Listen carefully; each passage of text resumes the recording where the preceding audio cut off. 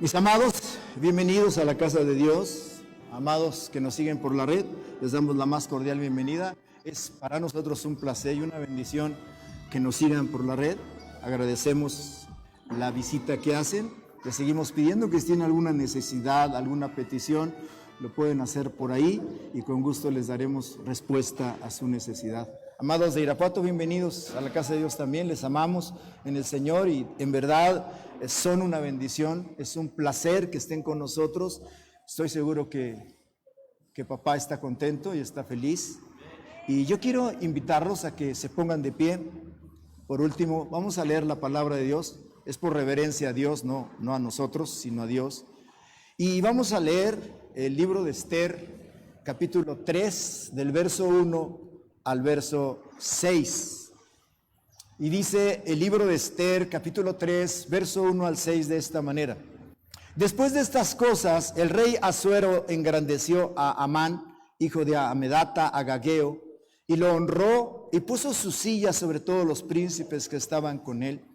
Y todos los siervos del rey que estaban a la puerta del rey se arrodillaban y se inclinaban ante Amán, porque así lo había mandado el rey.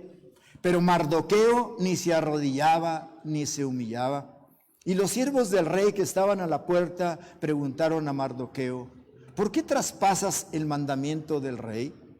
Aconteció que hablándole cada día de esta manera y no escuchándolos, él lo denunciaron a Amán, para ver si Mardoqueo se mantendría firme en su dicho, porque ya él les había declarado que era judío. Y vio Amán que Mardoqueo ni se arrodillaba ni se humillaba delante de él, y se llenó de ira. Pero tuvo en poco poner mano en Mardoqueo solamente, pues ya le habían declarado cuál era el pueblo de Mardoqueo, y procuró Amán destruir a todos los judíos que había en el reino de Asuero, al pueblo de Mardoqueo. Oremos. Padre, te alabamos y te bendecimos, y te damos gracias, amado, por tu grandeza y por tu poder. Gracias por este momento que nos das. Es importante que tu gracia siga fluyendo. Padre, sé que estás aquí, sé que nos estás visitando en una forma palpable, sé que hay corazones que te han experimentado y está hirviendo su interior. Síguelo haciendo a través de tu Santo Espíritu. Toma el control, toma el lugar, habla tú, Señor, no yo, y ministranos a todos, Padre. Si hay hermanos que estén enfermos aquí en Irapuato, declaro sanidad en ellos. Si hay hermanos enfermos que nos están siguiendo por la red, declaro sanidad en ellos también ahí, Señor, y declaro que su espíritu es tomado por tu Santo Espíritu para que podamos movernos en un mismo sentir, en un mismo hablar, en un mismo pensar, en un mismo actuar, y de esta manera establecer tu reino donde quiera que estemos y vayamos. En el nombre poderoso de nuestro Señor Jesucristo te lo estamos pidiendo. Amén. Por favor, volteen hacia allá y háganse unos ojitos, aunque sea, o háganse así con las manos y sonrían. Y le voy a pedir que se siente, por favor. Antes de entrar al tema, solo quiero dar una especie de, ¿qué sería? De información para que no nos malinterpretemos, y me refiero a la oración que estábamos hace rato haciendo, o que hicimos antes de la actividad, y dábamos un testimonio de una experiencia que Dios dio y se compartió, y nada más es una pequeña aclaración para no malinterpretar, porque sabemos que el enemigo también imita, también hace o trata de hacer las cosas como Dios. Digo, no las hace igual, pero sí trata de imitarlas. Y cuando a mí me contaron la experiencia, lo primero que pensé fue precisamente en el profeta Ezequiel. La Biblia habla que Ezequiel está en Babilonia con los cautivos, y al estar en Babilonia cautivo, Ezequiel, como sacerdote y profeta, dice la palabra de Dios que un día llegó Dios y lo tomó de los cabellos y lo llevó a Jerusalén y lo metió en el templo y le mostró todas las atrocidades, que en ese tiempo era el rey Manasés el que estaba gobernando, y le mostró un montón de cosas. Y entonces esta experiencia fue algo similar así, donde Dios transpone o lleva, traslada en visión esta situación y mostró la situación que se estaba dando ahí. No es lo mismo, por ejemplo, lo que el diablo usa. El diablo usa la cuestión de la levitación. Si han visto que hay gente que se levanta así, los magos y hacen ese tipo de cosas, eso se llama levitar. Nuestro Dios no hace eso, nuestro Dios no se lleva con eso. Él te traslada o te lleva o te da la fuerza de búfalo o pies ligeros como una gacela. Me acordé de Elías cuando dice la Biblia que ora en el Monte Carmelo para que llueva y ve la señal y ya le ha dicho al rey, vete porque va a llover. Y el rey va a caballo, dice que va a caballo, y dice que Elías es tomado por el Señor y dice que lo pasó al rey en caballo, lo rebasó, así, como Espíritu González. O sea, Dios a veces hace cosas sobrenaturales de ese tipo, pero Dios no anda en las cuestiones de la levitación, eso es del diablo. Amén. Amén, gloria a Dios. Entonces no confundan eso, por favor. Dios te traspasa, te lleva, no anda con ese tipo de tonteras que tienen que ver con la brujería y la hechicería. Cuidado con ese tipo de cosas. Nada más quería mencionar ese detalle para que no nos confundamos y no nos salgamos de lo que Dios nos enseña. El tema de hoy que quiero compartirle tiene por título un nombre medio raro, pero es un dicho que se dice por ahí cuando se abusa de la confianza o de la seguridad. Y el tema es: del plato a la boca se cae la sopa. Ese es el tema de hoy. ¿Cómo se llama el tema de hoy? Y la Biblia dice, por otro lado, que el que piensa estar firme, mire que no caiga. Y la otra vez les decía yo que cuando nosotros los cristianos decimos que estamos bien, es cuando estamos peor.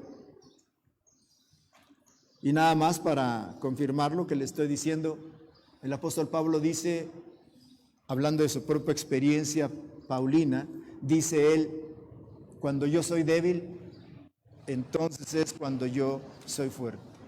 ¿Por qué? Bueno, porque cuando usted y yo somos débiles, es cuando más buscamos a Dios. Pero cuando estamos bien, cuando nos dieron las utilidades y buenas utilidades, pensamos en irnos a la playa y pensamos en irnos a otro lado, a hacer fiesta, ir al mejor restaurante, comprar lo mejor, pero menos pensar en Dios. Pero cuando tenemos problemas o necesidades muy fuertes, entonces nos aferramos a Dios. Por eso Pablo dice, cuando yo soy débil, entonces soy fuerte. Si se entiende, ¿verdad? Está claro. ¿Ok? Entonces el tema va precisamente por ahí, como en muchas ocasiones algunos de nosotros hemos perdido bendiciones simple y sencillamente porque creemos que ya son nuestras o que ya las tenemos, pero de pronto se nos han ido de la mano.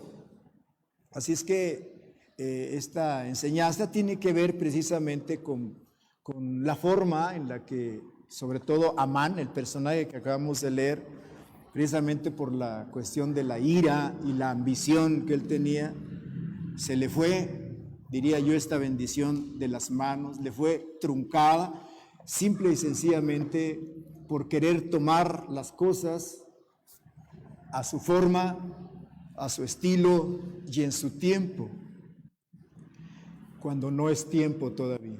Las cosas de Dios, cuando Dios dice que se van a dar, se dan, pero se dan en el tiempo de Él, no en nuestro tiempo. Déjeme darle el ejemplo más palpable y viable que hasta la fecha sigue afectando en el mundo, allá en el Medio Oriente. Cuando Dios le da la promesa a Abraham de que le va a dar un hijo, siendo Abraham de 90 años, y Sara, pues imagínese, Sara tiene 80 años, y Dios le dice, te voy a dar un hijo. Y pasa el tiempo y pues Pues dice Sara, pues yo ya no puedo tener hijos. Y pasa el tiempo y Dios le dice, vas a tener un hijo. Y entonces Sara, desesperada, y ella era estéril, había sido estéril toda su vida, no tenía ningún hijo, pero Dios le dice, vas a tener un hijo. Y entonces un día Sara, yo creo que tuvo un sueño como luego los que ustedes tienen guajiros, y entonces dijo, anoche tuve un sueño que Dios me dijo que si la criada te la doy y tienes relaciones con ella, si ella se embaraza, su niño puede nacer en mis rodillas y va a ser el mío. Así es que Abraham, métete con la esclava que era Agar. Dijo Abraham, bueno, pues yo no quería, pero tú estás diciéndolo, ¿no? Y se mete con Agar.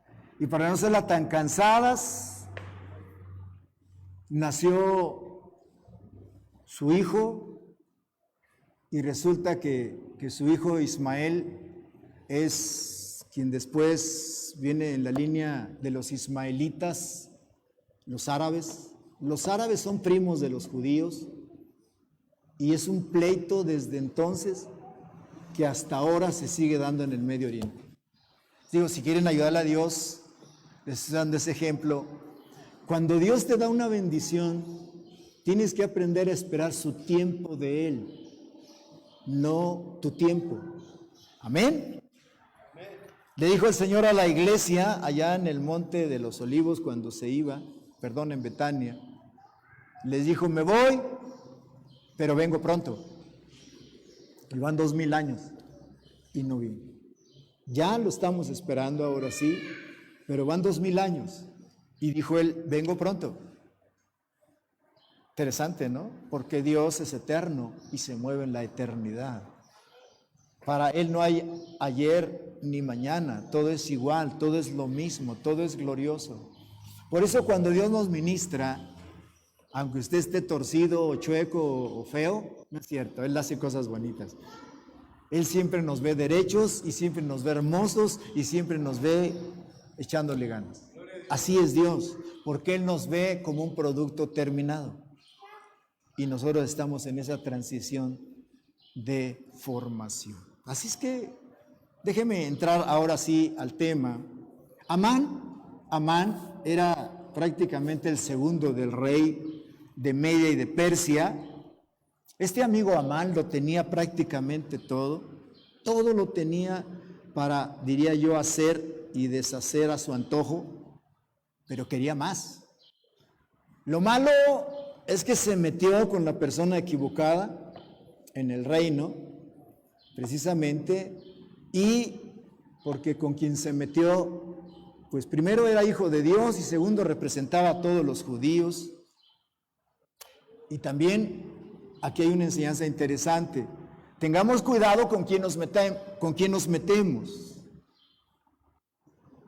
Eso es algo muy importante que los hijos de Dios tenemos que aprender. Es como al sembrar. Nosotros le enseñamos a la iglesia que hay que saber sembrar. No hay que dar por dar. Hay gente que le das y en vez de ayudarlo le haces daño. Le echas a perder. Pero cuando tú le das a alguien que teme a Dios, que sirve a Dios, ese te va a bendecir y vas a cosechar en su tiempo fruto abundante, simple y sencillamente porque sembraste en buena tierra. Eso es algo muy importante, no lo pierdas de vista. Amán era un hijo de Amedata, del país de Agag, y el rey Asuero lo elevó a él al poder y le dio un puesto por encima de todos sus otros servidores, prácticamente a la altura del mismo rey. Pero Amán, al ver la respuesta de Mardoqueo, comenzó a odiar a Mardoqueo, porque Mardoqueo ni se arrodillaba ni se inclinaba ante él, tal y como lo había mandado el rey. Josefo, un historiador del siglo II de nuestra era, él afirma que Amán era de la casa real de los amalecitas.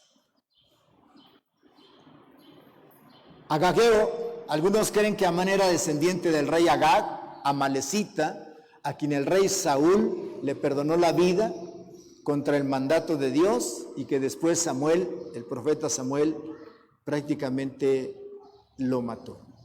Los amalecitas era un pueblo que cuando Israel venía cruzando el desierto para llegar a la tierra prometida, no los dejaron pasar y le salieron al encuentro y le pegaron a la retaguardia. Por eso desde entonces Dios dijo a Moisés y a Josué y también a Saúl que borrara a los amalecitas de sobre la faz de la tierra porque se habían portado mal. Así es que Amán, una vez que supo que Mardoqueo era judío, traía esa, diría yo, maldición generacional contra los judíos. Y entonces, cuando oye que Mardoqueo es judío, dijo, bueno, no solo a este voy a quitar del medio, sino a toda su descendencia, a toda su tribu, a todo su pueblo. Y esa era la intriga que él se formó dentro de sí. Ok, leíamos al principio, el primer verso dice, después de estas cosas. Y la pregunta es, ¿cuáles cosas? Si usted lee, y espero que luego lo lea en su casa, el libro de Esther es un libro muy interesante en el canon bíblico. No se quería aceptar como libro canónico, porque en todo el libro de Esther, si usted lo lee con detenimiento, se va a dar cuenta que no se menciona el nombre de Dios. Como que Esther y Mardoqueo eran así como cristianos de la secreta. Tranquilos, porque no querían inclusive que supieran que eran judíos. Hasta después de tanta presión se da, pero en todo el libro de Esther no se menciona el nombre de Dios, por eso tuvo cierto problema para entrar al canon. Sin embargo, pues es interesante cómo las investigaciones arqueológicas y todo eso empiezan a dar luz, porque prácticamente el libro termina diciendo de las crónicas de Mardoqueo, pero escritas en los libros de los de Media y de Persia. Entonces, es muy interesante esto, y la pregunta es, ¿cuáles cosas? Dice el verso 1. Y las primeras cosas, para después llegar al capítulo 3 de lo que leíamos de Amán, es que desde el primer capítulo empieza el libro de Esther narrando una gran fiesta que procuró hacer el rey Asuero, rey de Media y de Persia. Era el imperio de entonces, el imperio mundial, para que me entiendan. Y dice que su imperio abarcaba 127 provincias. Y a todos los gobernantes y príncipes de esas 127 provincias los invitó a un gran banquete. Los invitó a un gran banquete el rey Asuero. Nada más y nada menos que 180 días de fiesta. Imagínense cómo han de haber salido después de los 180 días de fiesta. Bueno, hicieron un fiestón, no. Ahí terminaron los 180 días, se fueron a sus casas, pero dice que después, inmediatamente de los 180 días, hizo una fiesta más por 7 días, pero al pueblo, a todo el pueblo en Azusa. Y dice también, hablando de esas cosas, que el último día, el 7º día de esa fiesta, estando el rey Asuero alegre, ya me imagino, dice que en ese día se le ocurrió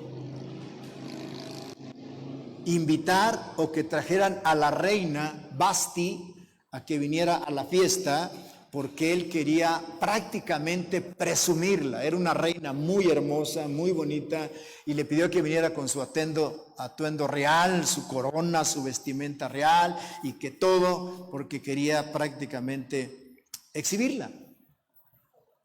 Y de pronto, cuando llegan con la reina y le dicen a la reina lo que el rey quiere, ella dijo, no voy. No soy un juguete, no soy un instrumento, no soy una cosa para que me exhiban. Y no quiso ir.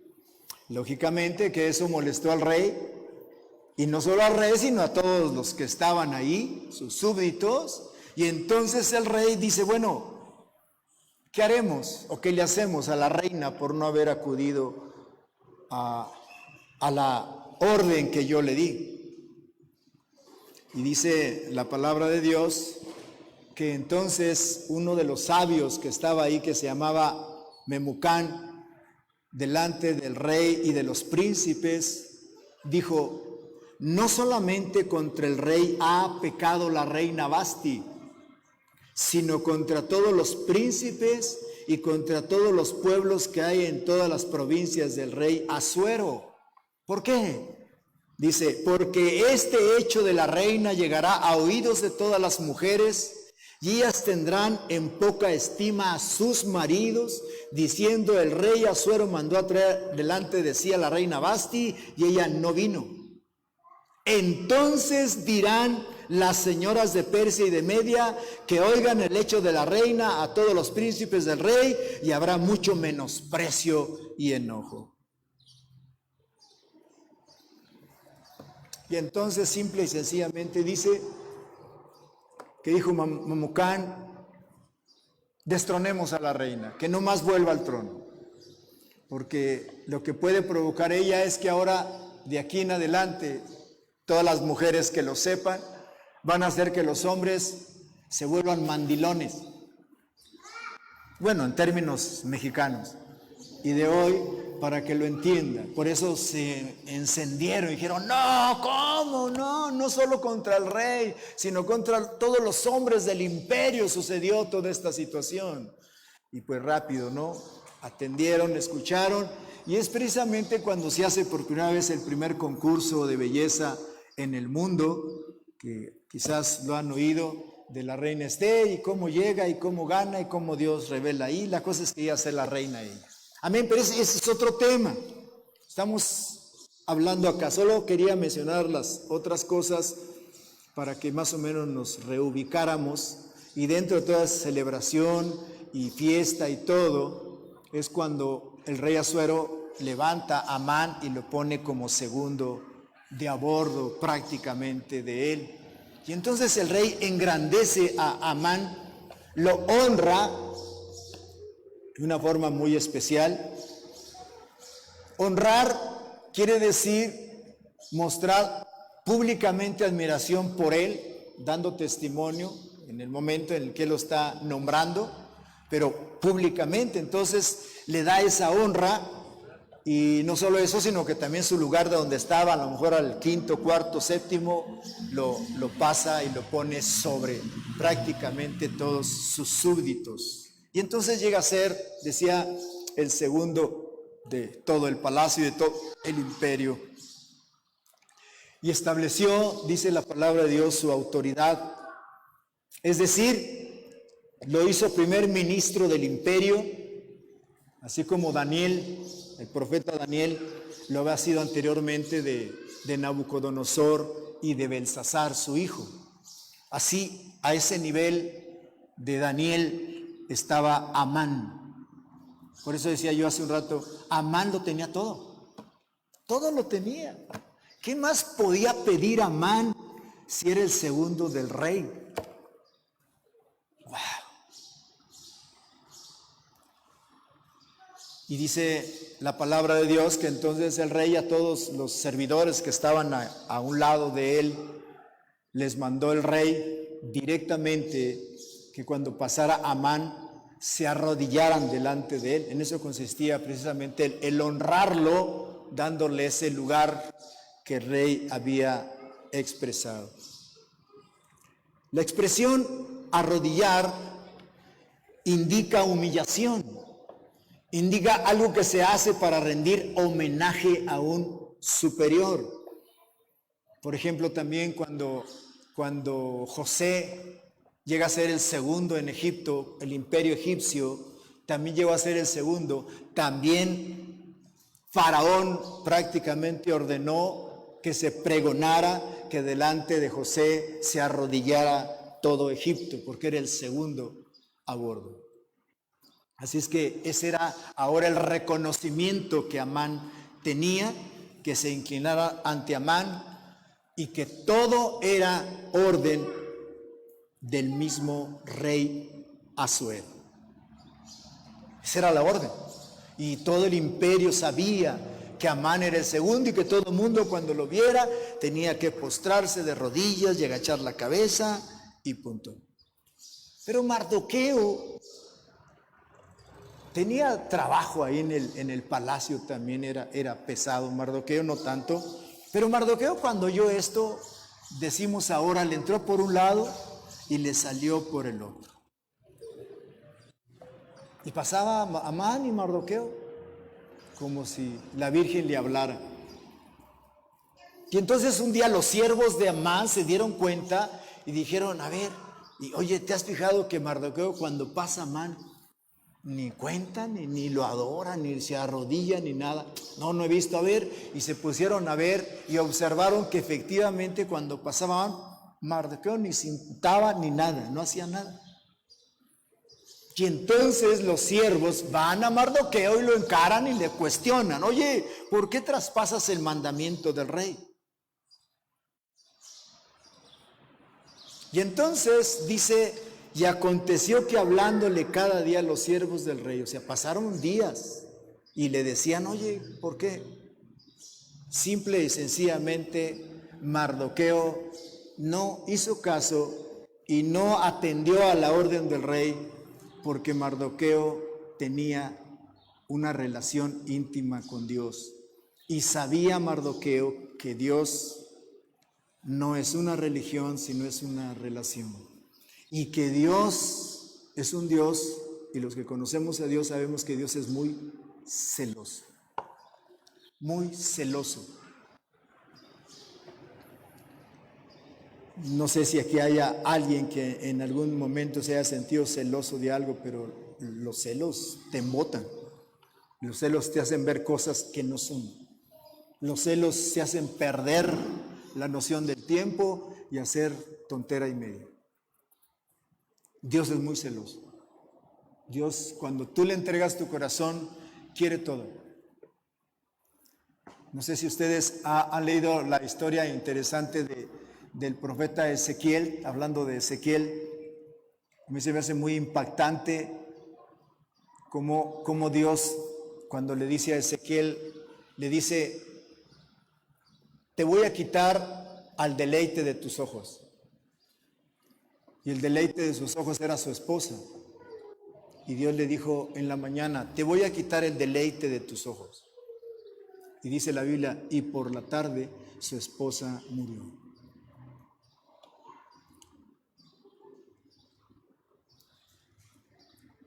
Digo, había un propósito, había una enseñanza que darle a Israel en la deportación. Y le dice, y no quiero que llores, no quiero que la endeches, no quiero que hagas lamento por ella, porque así le va a suceder al pueblo ahora que sean deportados y sean llevados. Era una enseñanza, pero a ese precio. Sin embargo, me llama la atención cuando dice el deleite de tus ojos. Yo quiero creer que Ezequiel amaba mucho a su esposa. Diría yo, quizás de más. Y Dios se enceló. ¿Se acuerdan de Abraham? Cuando Dios le dice a Abraham, sacrifícame a tu hijo. Y ahí sí ya tenía a Isaac, su hijo, que Sara le dio. Era el único. Y Dios le dijo, sacrifícamelo.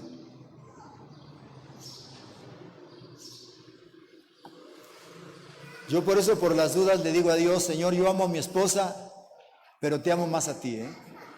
Primero tú, luego ella, luego mis hijos y luego todo lo demás, pero primero tú. No sea que me la vaya a quitar. O sea, es importante que usted aprenda eso como principio. O sea, Dios es muy celoso. Mardoqueo sabía eso. La Biblia dice que ¿a quién solamente debemos de adorar? ¿A quién? De donde venga usted, uno de los mandamientos dice, no tendrás dioses ajenos delante de mí, ni te postrarás, ni los adorarás, ni te arrodillarás delante de ellos. No te harás imagen, ni escultura, ni semejanza, ni del cielo, ni de la tierra, ni del mar, ni de nada, porque soy tu Dios fuerte y celoso. Yo no sé por qué mucha gente se arrodilla ante una imagen, y lo digo con todo respeto. Están violentando un mandamiento de Dios. No, pero ¿qué es Dios? Vaya usted a cada iglesia y cada Cristo tiene un rostro diferente. Hay Cristos negros, hay Cristos de todo. En el 2006 Dios nos concedió ir a Jerusalén. Estuvimos en Israel y se me hizo muy interesante porque hay un lugar donde están todas las imágenes de todas las Marías del mundo. Se me hizo chistoso. Está María rusa, china, japonesa, de la India, mexicana, de todo. Se me hizo muy curioso eso. Hoy en día, los que no tienen esa relación con Dios, también tienen su Cristo a su medida. Cuando dicen, es que yo creo a Dios como yo quiero. Nada más que solo hay un Cristo, hermanos. Solo hay un Dios. Y esa es la pregunta interesante que debiéramos de hacernos. Al que sirvo, en el que creo realmente, ¿es el Cristo que menciona la palabra de Dios? Porque el que menciona la palabra de Dios es muy celoso. Por eso Mardoqueo, cuando oye la orden del rey, dijo, yo no lo hago, contra mi propia vida yo no lo hago. Y no lo hace. La palabra griega de celos viene de una raíz que significa estar caliente, entrar en ebullición. Traduce bien la palabra hebrea kin-ha, cuya raíz designa el rojo que sale al rostro de un hombre apasionado. Cuando una persona está apasionada, cambia de color, o cuando se enoja, ¿verdad? ¿Han visto personas que se ponen rojas? Bueno, están enchilados, o están celosos, o están molestos. Pero hay una manifestación que emerge de ellos y manifiesta su situación. Cuando Cristo llegó al templo, la última ocasión que estuvo en el templo, dice que sintió un vivo celo por la casa de Jehová. Y entonces dice que en ese momento, al ver lo que habían convertido la casa en un mercado, dice que tomó un látigo y les aventó las mesas y empezó a echarlos afuera a los que vendían palomas, borregos, todo lo que hacían para los sacrificios. Y les dijo que se fueran de ahí porque su casa era casa de oración, pero la habían convertido en una cueva de ladrones. Yo recuerdo, hace muchos años desde luego, vamos a cumplir este año, mi esposa y yo, 44 años de habernos bautizado, de haber aceptado a Cristo en nuestro corazón en el 77. Pero antes del 77 fue cuando salió la famosa película, que es una obra y que es un libro también, de Jesucristo Superestrella. Yo todavía no conocía las escrituras, ni conocía nada, y fui a verla. Y yo salí de la película diciendo, todo está bien menos eso. ¿Cómo Cristo iba a sacar un látigo y golpearlos? Y eso no lo acepté en aquel entonces, porque dije, si Dios es amor. Cuando lo leí en la Biblia me fui para atrás. Dios es muy celoso. Por eso cuando tu corazón, en vez de tener un Dios, tiene un montón, Dios se molesta. Y usa el látigo, y te da coscorrones, y te da lazos de amor, te lanza para que reacciones y te des cuenta que lo que estás haciendo no es correcto. Dios, decimos en términos acá coloquiales, se enchila cuando te portas mal. ¿Sabes por qué? Porque nos ama. Le dolemos. Cuando te portas mal, le dolemos. Lo lastimamos. Parece ilógico y parece loco, pero lo lastimamos porque nos ama. ¿Qué sientes tú cuando amas a alguien y le hacen algo? ¿A poco no te duele? ¿A poco no lloras? ¿A poco no quisieras dar lo que sea para que no le pase nada? Lo haces. Bueno, Dios exactamente hace eso por ti y por mí, porque nos ama. Lógicamente que Él espera que tú también lo ames. Mardoqueo tiene esa fuerza y esa capacidad para mantenerse fiel a Él, aún dentro del riesgo que está conllevando toda esa situación. Estos cuates que eran prácticamente sus amigos del trabajo, para que me entiendas, lo denunciaron ante Amán. Lo probaron, lo reprobaron de que en verdad Mardoqueo no se arrodillaba ni se inclinaba cuando él pasaba. Y lo hicieron, dice literalmente el escritor sagrado, que lo hicieron para ver si Mardoqueo se mantenía firme o cambiaba de opinión. Interesante.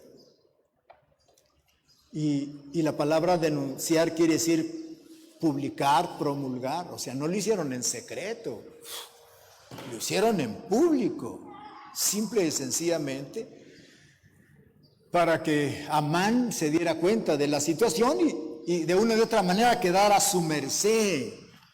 Precisamente porque Mardoqueo dice a estas alturas que ya les había declarado que era judío. Y entonces ahora sí Amán, cuando ve la situación, ahora sí ve a Mardoqueo y con toda la intención del mundo pasa, pero observándolo y viéndolo para ver qué hace. Y entonces dice que nuevamente al pasar, Mardoqueo no lo hace. Y dice que entonces Amán se llenó de ira al ver a Mardoqueo que no obedecía al rey. En el Nuevo Testamento se usan dos palabras griegas para la palabra ira. Una significa pasión, significa energía, como una pasión en movimiento, para que me entiendas. Y la otra significa agitado, hirviendo, bíblicamente. O sea, una persona que está llena de ira, prácticamente, diría yo, no puede estar estática. La ira lo mueve, lo avanza, lo mueve hacia contra quien tiene esa situación. Y de ahí es cuando vienen las provocaciones y los empujones y la cachetada y se arma la pelotera.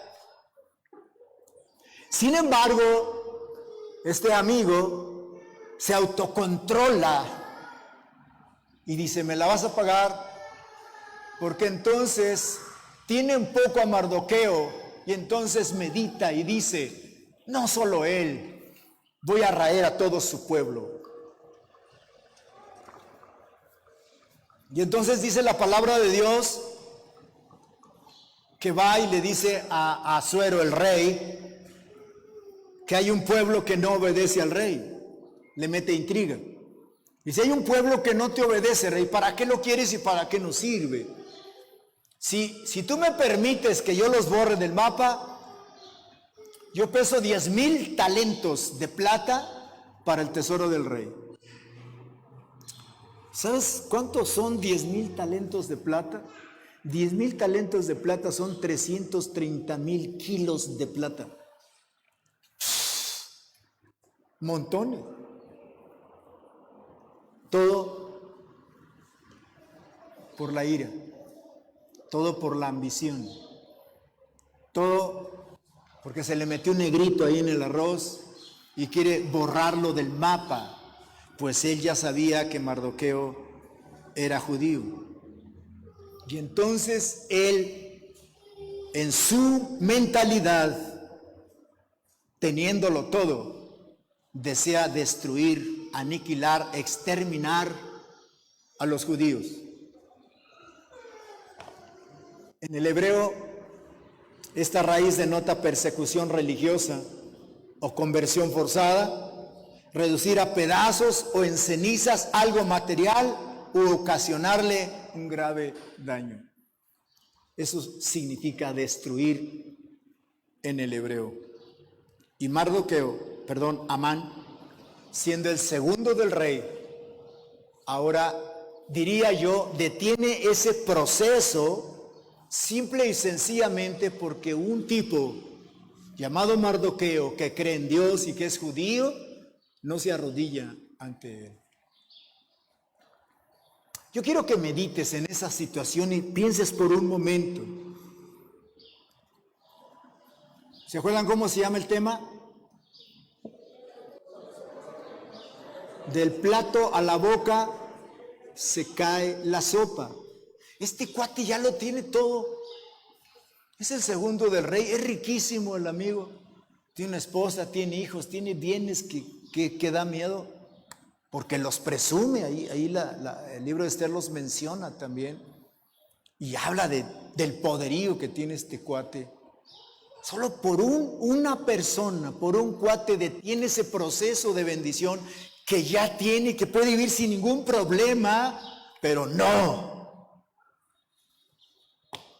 Qué interesante. Yo quiero que medites en eso, porque podrías a lo mejor ya estar pensando cuántas bendiciones, cuántas promesas, cuántos a lo mejor trabajos o cosas que te iban a llegar, te iban a tocar, no te han tocado por cabezón, porque la regaste, no sé, te fuiste por otro lado, ambicionaste otras cosas.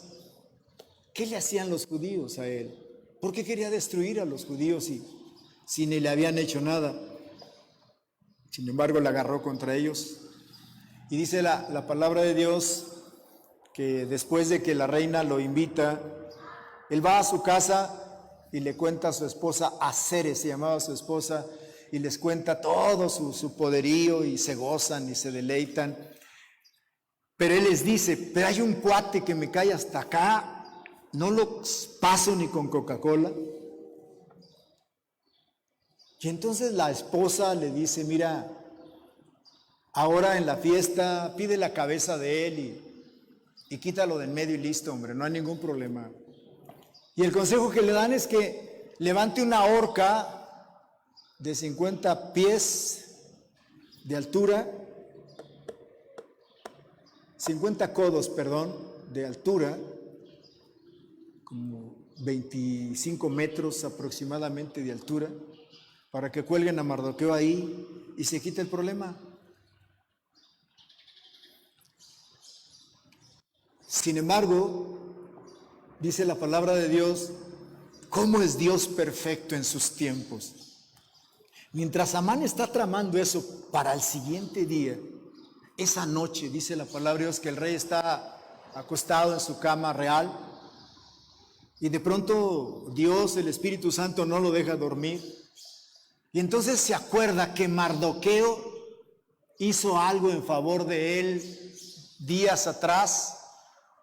Y la Biblia dice que Mardoqueo descubrió que 12 eunucos estaban poniendo de acuerdo para matar al rey.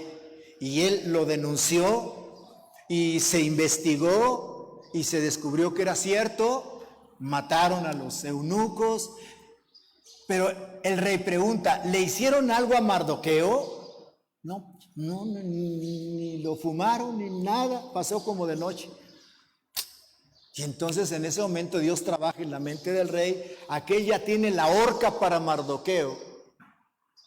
Y cuando en la mañana llega Amán, lo primero que le pregunta el rey a Amán, pasa Amán, oye Amán, ¿qué crees que haría el rey a alguien que quiere honrar? Y Amán dice, ¿a quién más podrá honrar el rey? Pues a mí. Ah, no, pues si el rey quiere honrar a alguien, le pondría la vestimenta del rey, lo subiría al caballo del rey, le pondría el anillo del rey y lo pasaría por toda la ciudad y gritaría, él es al que el rey quiere honrar. Y le dice el rey, perfecto Amán, ve y hazlo con Mardoqueo. Imagínense en ese momento lo que Amán recibe de impacto en su ser, en su miserable vida ambiciosa, irónica y odiosa y no sé cuántas cosas podríamos decir por querer más. Y en ese momento, queriendo o no, sube a Mardoqueo y va Amán gritando por toda la calle, él es el hombre que el rey quiere honrar. Imagínense, la controversia antes era Mardoqueo el que tenía que postrarse ante Amán, y ahora es Amán el que está prácticamente levantando a un lugar súper especial a Mardoqueo. Bueno, este cuate llegó deshecho a su casa, para no contarles más las calles que pasó, ¿verdad? Y entonces dice que llega a su casa y le cuenta a su esposa y a todos, y la esposa da una palabra profética interesante ahí, dice: si ya comenzaste a caer ante este judío, no la vas a hacer, no te vas a levantar. Y entonces se da lo de la celebración y la fiesta, y bueno, ustedes conocen la situación de lo que sucede. Lean el libro de Esther, espero que lo lean. Y entonces dice la palabra de Dios que su esposa le dice esto. Yo quiero contar brevemente dos ejemplos también que tienen que ver con la sopa y la boca y el plato. Y otro de ellos es Saúl, que una vez que David mata a Goliat, porque antes de que mate a Goliat, prácticamente en ese momento está en juego el reino y el trono de Saúl, porque el reto de Goliat hacia el pueblo de Israel era: si alguien me vence, nosotros le servimos y no hay ningún problema. Si nosotros los vencemos, ustedes nos sirven a nosotros. Entonces estaba en juego el reino. Y ustedes conocen la historia de David cuando llega al campamento y dice: David, yo le entro, yo mato a esse gigantón. Y nadie creía en él, ni sus hermanos, el rey tampoco, pero los convence cuando les dice: yo he matado leones y osos cuando llevan las ovejas y se las he quitado, y si se me vienen los mato. Bueno, está bien. Y en ese momento, cuando David mata a Goliat y trae la cabeza de Goliat con su misma espada de Goliat y se le entrega al rey Saúl, en ese momento Saúl tiene todo para poder ser uno de los reyes más prominentes y más poderosos del imperio judío, que con él se empezaba a levantar, empezaba apenas. Pero resulta, y aquí es interesante esto,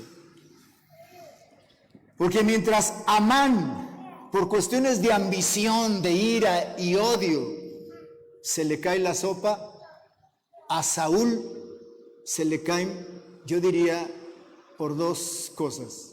Uno, por autoestima baja, que siempre la manifiesta desde que es llamado.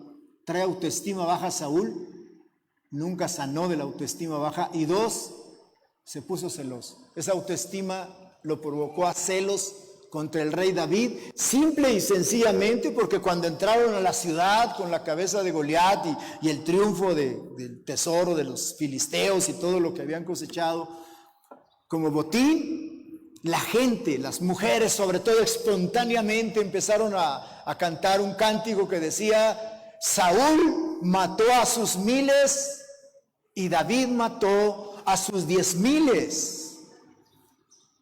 No fue ni un canto que David les dijo: ay, lo cantan cuando yo venga, O sea, yo voy a ganar y lo cantan, por favor, ensállenlo, prepárenlo y cuando yo venga lo cantan. No, él no sabía ni qué onda.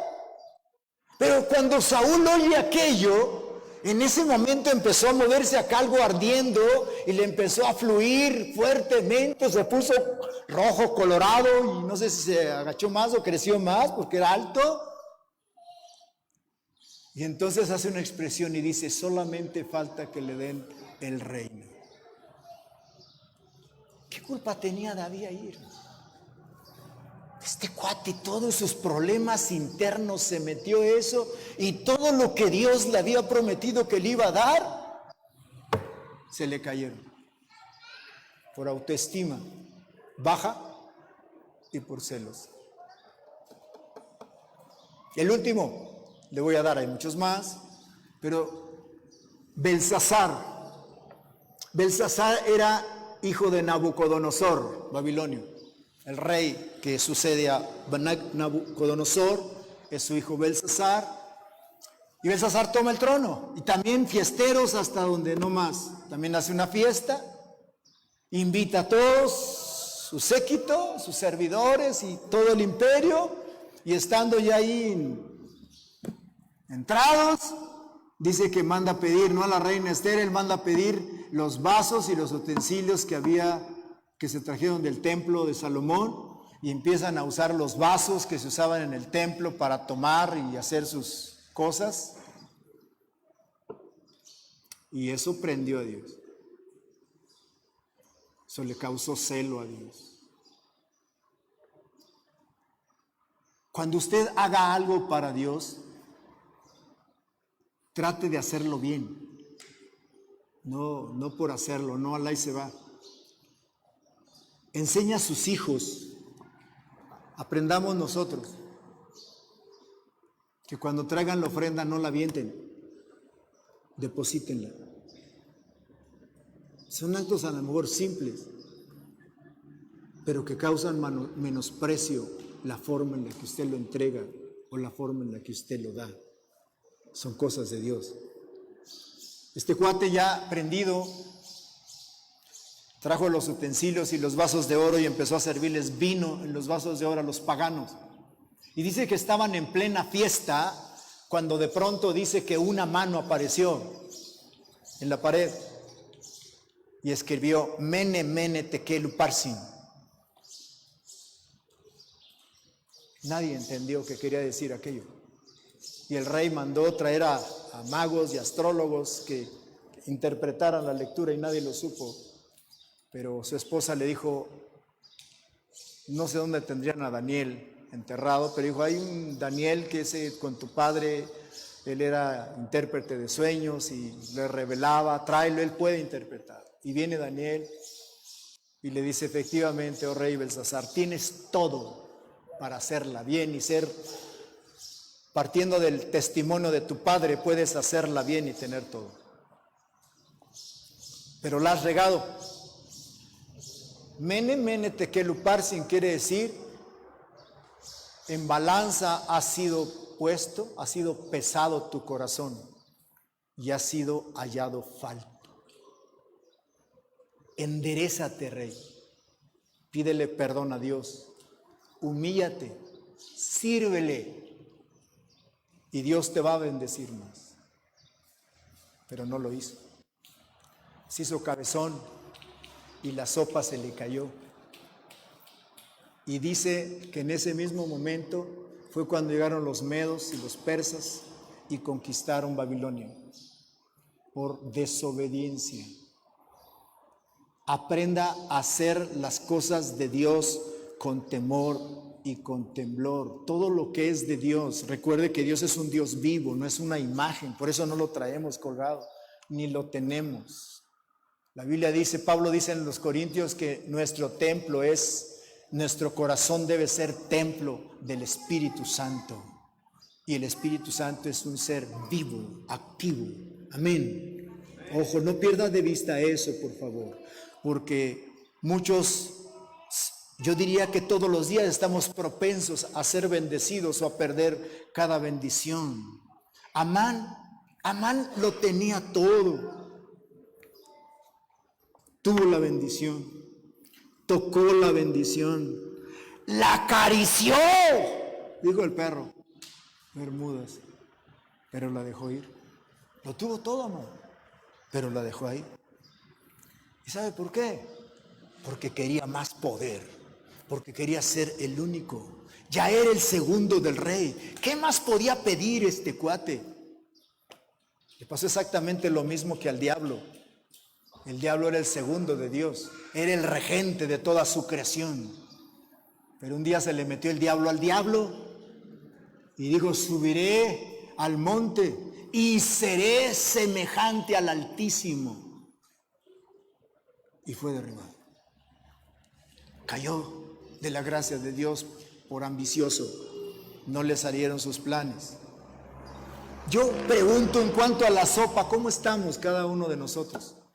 ¿Cómo andamos con la sopa? Tengamos cuidado, que no se nos vaya a caer, amado. Estamos en un tiempo de bendición, estamos en un tiempo de prosperidad, estamos en un tiempo de crecimiento. Así es que si todo se va dando hacia allá, todo debe ser parte de un avance en nosotros. Si en alguno de nosotros de pronto hay algo que no está funcionando en esa transición, entonces hay algo que no está funcionando bien. Y yo les digo a ustedes, y con esto termino, aprendamos a ser cautelosos de lo que hacemos y sobre todo el cómo lo hacemos. Ya que estamos, dice la palabra de Dios, en tiempos difíciles y peligrosos, no nos descuidemos. Mantengámonos alertas y diligentes para aprovechar los tiempos y no sucumbamos ante ellos, porque se nos puede caer la sopa del plato a la boca. Si las bendiciones Dios le ha dicho que lo va a bendecir, arrebátelas, no se confíe. A veces oramos un tiempo y dejamos de orar. No lo haga. Dios siempre le va a dar pistas, siempre Dios le va a estar diciendo qué sigue, qué más sigue. Dios nunca se queda callado, Dios siempre está hablando. El problema es cuando usted quiere que le hable como usted quiere, pero Dios siempre está hablando, siempre te está dando pistas, siempre te está dando señales. Por eso mantente alerta, mantente apercibido. ¿Cómo haces las cosas? ¿Cómo estás avanzando? ¿Cómo te estás internando en su corazón? Él sigue diciendo, y aquí yo estoy a la puerta y llamo. Si alguien abre la puerta, yo entro a él y ceno con él y él conmigo. Él eso quiere hacer con nosotros todos los días. Yo te pregunto, ¿no te gustaría que cene contigo? ¿Cuántos de ustedes hoy pudieron experimentar su presencia? Yo quiero pedirles a todos los que experimentaron su presencia que se pongan de pie. A los hermanos que nos siguen por la red, también te voy a pedir que te pongas de pie, por favor, si nos estás siguiendo. Quiero pedirles a ustedes y a los que nos siguen por la red que cierren sus ojos, que pongan su mano derecha en su corazón y que en este momento le pidamos perdón a Dios por todas aquellas bendiciones que hemos prácticamente perdido porque hemos sido desobedientes o por alguna puerta abierta que no cerramos y el enemigo nos robó esa bendición. Padre, en el nombre de Jesucristo, en este momento te damos gracias por tu fidelidad, te damos gracias por tu presencia, te damos gracias, Señor, porque todo está en tus manos, pasado, presente y futuro. Tú conoces lo más profundo de nuestro corazón, más que nosotros. Por eso yo hoy te pido perdón, Señor, junto con mis hermanos, de todos los descuidos que he cometido, de todos los momentos o espacios donde he perdido una oportunidad, donde tú querías derramar bendición sobre mi vida, sobre mi familia, sobre el ministerio, y no supe tomarla, no supe aprovecharla. Yo te pido perdón, Señor, en este momento, porque sé que estás aquí. Hoy pudimos darte la bienvenida, porque tú dijiste que te diéramos la bienvenida. Padre, gracias, gracias en verdad, porque sin ti, ¿qué es el hombre? ¿Qué somos nosotros? ¿Qué podríamos hacer sin tu presencia? ¿Qué podríamos hacer sin tu bendición, Padre? Danos la firmeza, la seguridad y la convicción para que aprendamos, Señor, a disfrutar esa sopa y poderla llevar realmente a nuestra boca y que pase a nuestro vientre y podamos en verdad ser bendecidos y prosperados a través de esa bendición, porque tu palabra dice que tienes tú mucho más que darnos que nosotros que pedirte. Hoy te hemos experimentado, Señor. No te vayas de tus hijos, aun aquellos que no te conocen, aun aquellos, Señor, que nos están siguiendo por la red y que quizás no han tenido una experiencia contigo. Glorifícate ahí en este momento y toca su corazón. Insisto, trae sanidad a sus vidas, trae prosperidad, trae gracia. Y a los que estamos acá, Señor, permite que este día en verdad podamos tener esa continuidad de intimidad contigo y no desconectarnos, sino crecer y crecer en ti, para poder conocerte más como lo hizo tu siervo Job. Y podamos decir, Señor, ahora mis ojos te ven. Gracias, Padre, gracias. En el nombre poderoso de nuestro Señor Jesucristo, te lo estoy pidiendo, Señor. Gracias, no te detengas. Amén. Gracias. Amados, Dios les bendiga. A los hermanos que nos siguen en la red, Dios los bendiga. Nos despedimos de la transmisión. Síganos por la red. Insisto, si hay peticiones, necesidades, háganlo y con todo gusto les contestaremos y oraremos por ustedes. Bendiciones.